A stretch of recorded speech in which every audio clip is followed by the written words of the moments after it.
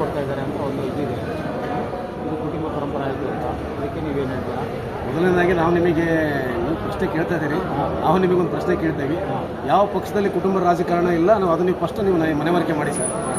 ಅಲ್ಲ ಇದೆ ಕುಟುಂಬ ಅಂದರೆ ಸುಮಾರು ದಿವಸಗಳಿಂದ ಅದೇ ಪಾರ್ಟಿ ಕೊಡ್ತಾ ಇದೆ ಅಂತ.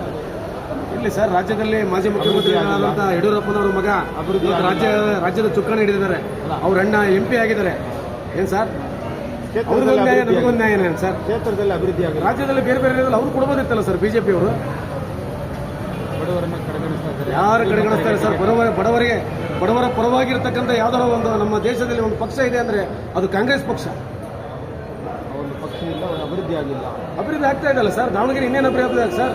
ಎಲ್ಲ ರೋಡ್ ಬೀಳ್ತಿಲ್ಲ ಸರ್. ಇಲ್ಲಿ ಸಿಮೆಂಟ್ ರೋಡ್ ಗ್ಯಾರಂಟಿ ನೋಡ್ರಿ. ನಮಗೆ ಇನ್ನೊಂದ್ಸರಿ ಮನವರಿಕೆ ಮಾಡಿಕೊಡ್ತಾರೆ. ರಾಜೀವ್ ಗಾಂಧಿ ಬಡಾವಣೆಯಲ್ಲಿ ನಮ್ಮ ಸಹೋದರಿ ನಮ್ಮ ತಾಯಂದಿರೆಲ್ಲ ಇದರಲ್ಲಿ ಅಲ್ಲಿ ಮಣ್ಣಿನ ರೋಡ್ ಇತ್ತು. ಅಲ್ಲಿ ಇರ್ತಕ್ಕಂಥ ಬಡಬಗರಿಗೆಲ್ಲ ಒಂದು ಸೂರನ್ನು ಮಾಡಿಕೊಟ್ಟಿರ್ತಕ್ಕಂಥ ಯಾವ್ದಾದ್ರು ಒಂದು ಪಕ್ಷ ಇದ್ರೆ ಅದು ನಮ್ಮ ಕಾಂಗ್ರೆಸ್ ಪಕ್ಷ. ನಮ್ಮ ಮಲ್ಲಣ್ಣನವರು ಸಹಿತ ಬಹಳ ಅಭಿವೃದ್ಧಿ ಕಾರ್ಯಗಳನ್ನ ಸಚಿವರಾಗಿದ್ದಾಗ ಮಾಡಿದ್ದಾರೆ, ಈಗೂ ಮಾಡ್ತಾ ಇದ್ದಾರೆ. ದಾವಣಗೆರೆ ದಕ್ಷಿಣವನ್ನು ಕಡೆಗಣಿಸಿದ್ದಾರೆ. ಯಾವುದು ಕಡೆಗಣಿಸಿಲ್ಲ ಸರ್. ಇವರು ಬುಡಬುಡಿಕೆ ರಾಜಕಾರಣಿಗಳು, ಬುಡಬುಡಿಕೆ ಲೀಡರ್ಗಳು, BJP ಇರೋದ್ರಲ್ಲ, ಕೋಮುವಾದಿಗಳು, ಅವರು ಹಚ್ಚಿರ್ತಕ್ಕಂಥ ಬೆಂಕಿ ಇದು. ಅಭಿವೃದ್ಧಿ ಆಗ್ತಾನೆ ಬರ್ತಾ ಇದೆ. ದಾವಣಗೆರೆ ರಾಜ್ಯದಲ್ಲೇ ಪ್ರಸಿದ್ಧವಾಗಿದೆ.